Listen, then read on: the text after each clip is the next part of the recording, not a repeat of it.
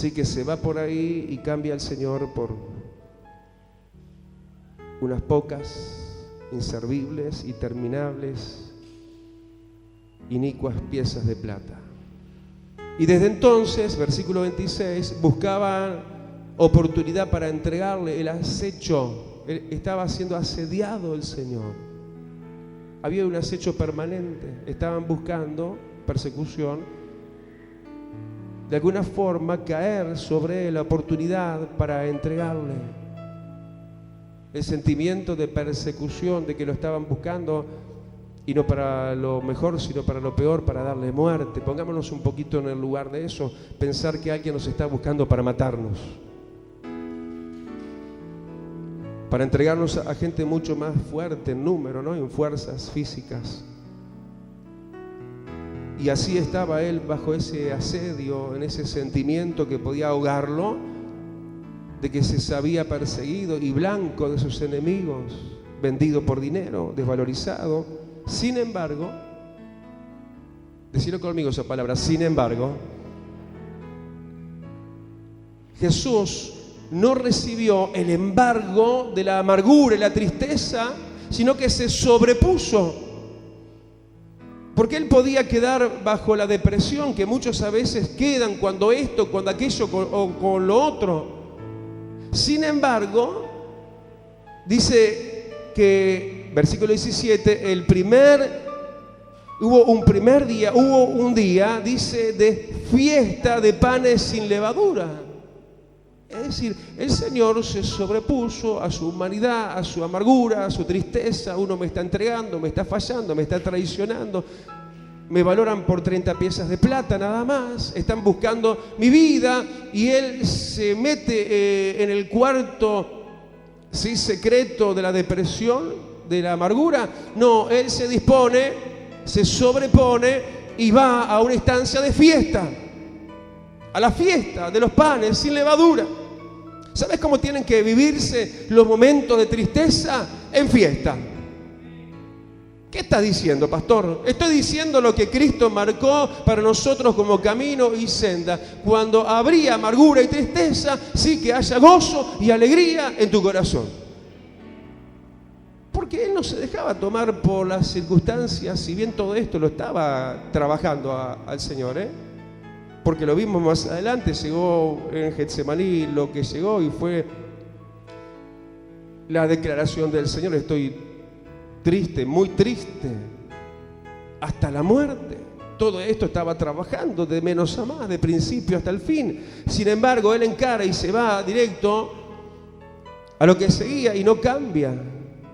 Sí, lo que seguía, por lo que le estaba a él pasando, y lo que seguía era ser parte del día de fiesta. Y yo admiro al Señor por cómo se sobrepuso, como Él puede cambiar nuestros estados de ánimo y nos entiende cuando estaríamos tristes y amargados y llorosos, pero terminamos alegres y felices, porque esto viene del Señor. Pero este momento el Señor lo viviría con panes sin levadura. Esto está hablando y simbolizando de estar sin vínculo y relación con la levadura del pecado, en santidad. Panes sin levadura. Momentos en los cuales todos echan, muchos, algunos, no todos, echan todo por la borda, ¿no? El Señor les falla, creen, dicen. ¿Y qué panes sin levadura? Panes con levadura, ¿no? Terminan a veces negando al Señor, despotricando. Pero Él guardó la ley de lo que había sido establecido para esa fiesta, que más que simplemente dichos, se argumenta con símbolos importantes lo que significa panes sin levadura, y es mantenerse al margen de la levadura del pecado,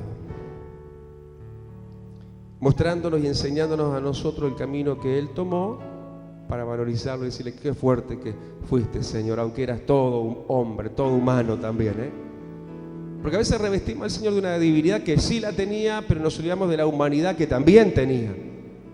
Y no nos damos cuenta de que Él era 100% hombre como 100% Dios. Y Él se recalca muchas veces más a sí mismo como el Hijo del Hombre. Y Él habría entonces de celebrar, a pesar de la tristeza, la fiesta de los panes sin levadura, y sería un momento donde habría de qué, dice el versículo 17 al final, de comer la Pascua. Cristo es nuestra Pascua. Él es el pan del cielo, sin pecado, sin levadura. Que los momentos así difíciles es de quien tenés que alimentarte. Dale el aplauso al maná, al pan de vida que desciende del cielo cuando más triste y más solo y traicionado estés. Era el momento de comer la Pascua. Y en ese momento se cruzan las miradas, porque el Señor no esconde la realidad. En esa noche, cuando ya había llegado ella la noche, versículo 20, sentado ya Él a la mesa, ahí con sus discípulos, amigos, compañeros, siempre fiel el Señor, siempre acompañando, siempre en la mesa. Y aquí yo estoy en la puerta y llamo, si alguno oye la voz y abre la puerta, entraré a Él y cenaré con Él. ¿Cuántas veces estás cenando con Jesús? ¿Cuántas veces tenés esa comunión a solas con el Señor? Era casi un máximo de expresión de intimidad y comunión, la expresión de compartir una cena. Eso era así en la antigüedad.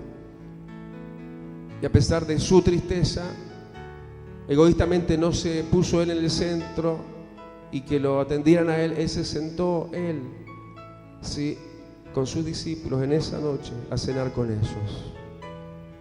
Ese es mi Jesús y tu Jesús, que en los momentos más difíciles sí, se reúne alrededor de la mesa de la comunión íntima y personal con Él y de Él con nosotros, sus discípulos. Y te decía, en ese momento se cruzaron las miradas, porque mientras comían, versículo 21, dijo el Señor: de cierto os digo que uno de vosotros me va a entregar.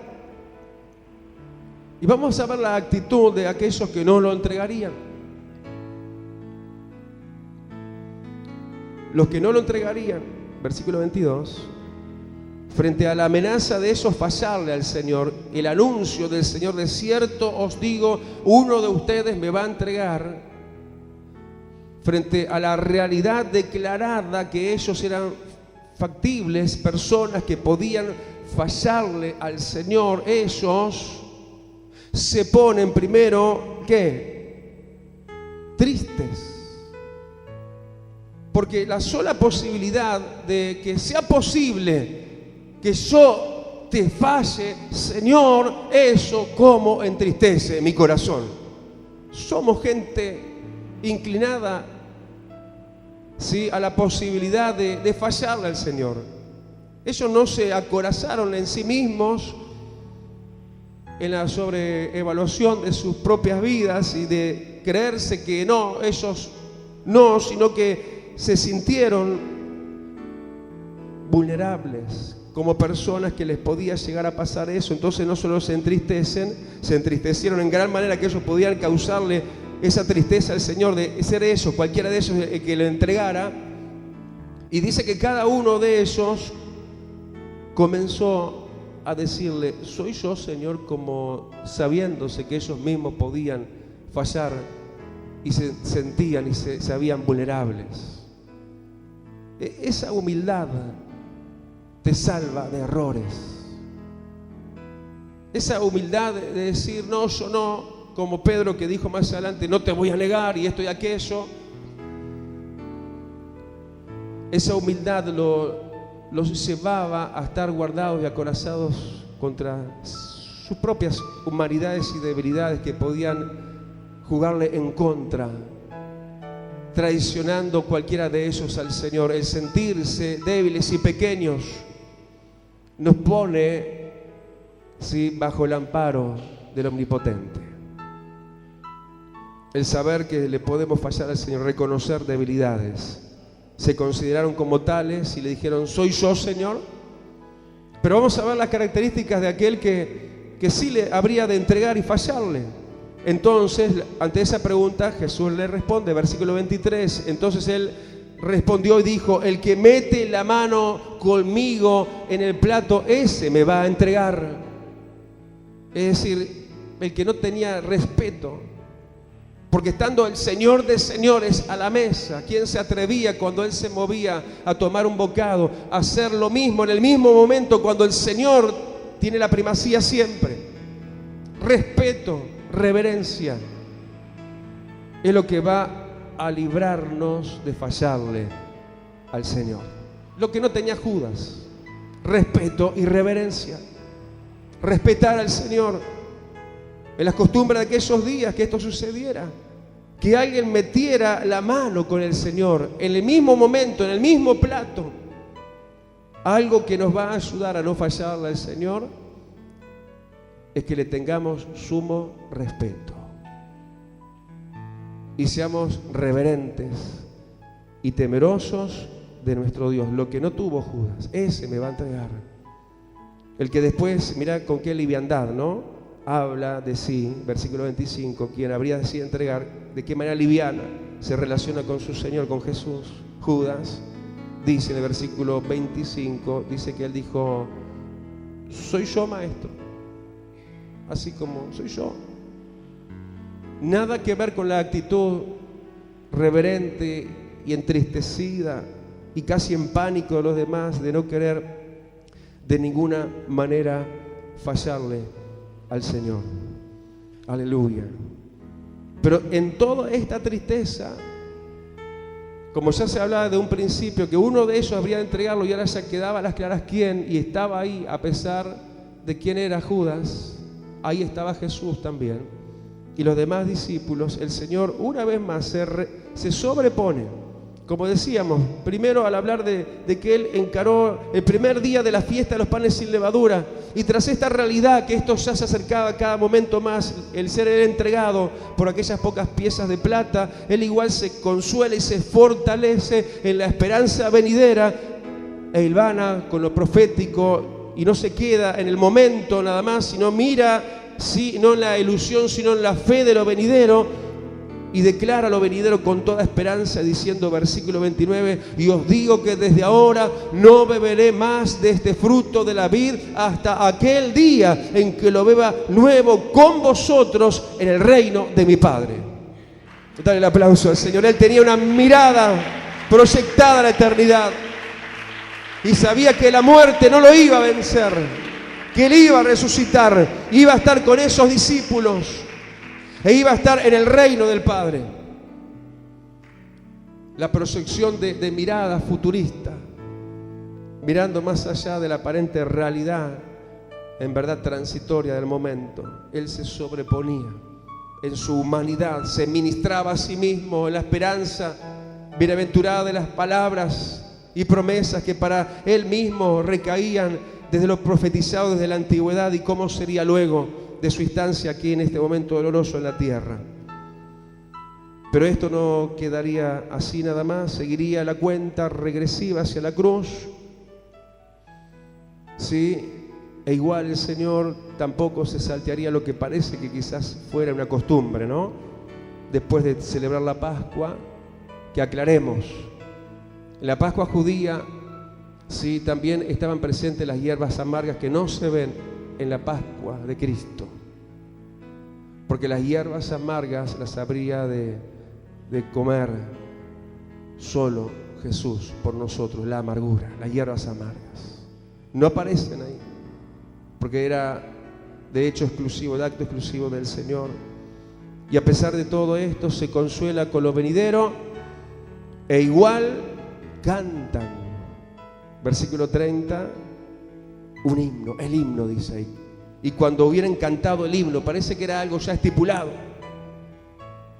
A pesar de la tristeza que cada vez se ahondaba y se hacía más presencial, Él no dejaba de cantarle alabanzas a su Padre Celestial. Cantar himnos, cantar con gozo y cánticos espirituales.